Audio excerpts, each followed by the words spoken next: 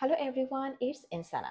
আপনার স্ক্রিনের ছবিতে যে মার্ক করা লাইনটি দেখতে পাচ্ছেন এটাকে বলা হয়ে থাকে চিট লাইন্স।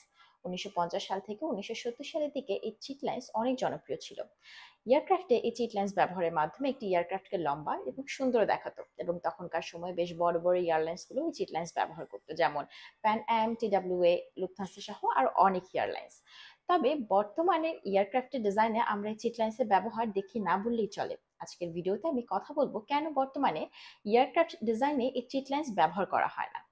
বেশ কিছু কারণে বর্তমান যুগের এয়ারক্রাফটে চিট লাইন্স ব্যবহার করা হয় না, যেমন নিউ ডিজাইন ট্রেন্ড। বর্তমান যুগের এয়ারক্রাফটগুলোতে দেখা যায় লোগো তুলনামূলকভাবে বড় হয়, ক্লিন ডিজাইন প্রেফার করা হয়, এবং যদি কোনো ডিজাইন করা হয়ে থাকে সেটা টেলে করা হয়। চিপার টু পেইন্ট, ক্লিয়ার ক্লিন ডিজাইনে এয়ারক্রাফট গুলো পেইন্ট করা মাচ ইজিয়ার, এবং খরচও কম হয়। লেস মেইনটেনেন্স, যদি চিটলাইন্সের পেইন্টিং কোনোভাবে নষ্ট হয়ে যায় তাহলে সেটা পুনরায় পেইন্ট করতে অনেক টাকা প্রয়োজন হয়। And the main important point is better for branding. Simple simple designs works better on website, ad and airport sign.